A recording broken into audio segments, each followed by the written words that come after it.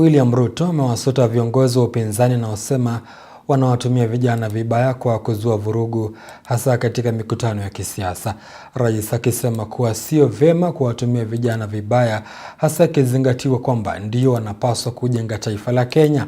Haya ni matamshi yaliyoungwa mkono na naibu wa rais Profesa Kithure Kindiki. Fred Wambua anaarifu. Baadhi ya mikutano ya upinzani imeshuhudia vurugu, makundi tofauti ya kisiasa yakijibizana na kulazimu maafisa wa polisi kurusha vitoa machozi kuwatawanya. Akizungumza katika kaunti ya Samburu, Rais William Ruto amewakashifu viongozi hawa kwa kuchochea ghasia mara kwa mara, hasa kwa kuwatumia vijana kuwalinda wakati ambao wanafanya mikutano yao, hatimaye vurugu zikizuka. Wale ambao ni wanasiasa wengine huko nimesikia pia wako na mpango. Ati mpango yao ni kuambia Gen Z mwende mulete fujo, mjiandikishe mupige kura, watu muwapigie kura.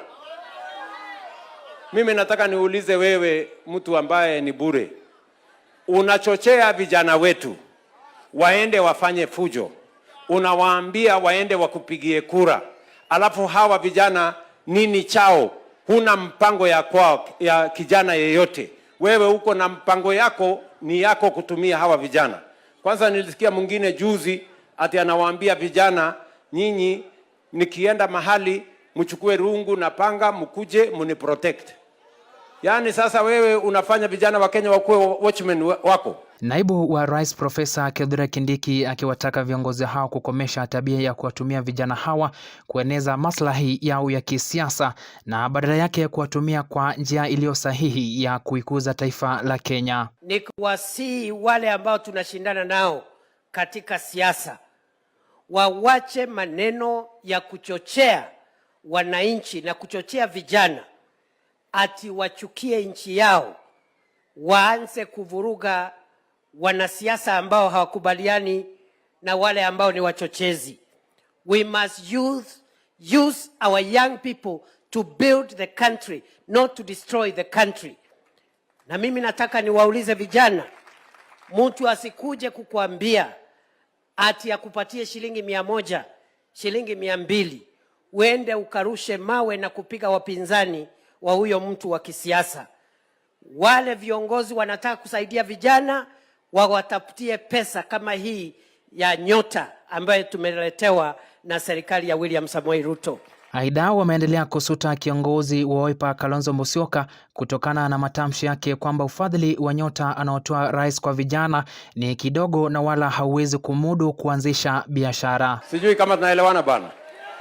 Nikasikia mwingine ati anasema hii 50,000 ni pesa kidogo. Mimi nataka niwaulize, kweli pengine pesa 50,000 sio pesa nyingi, si ni kweli?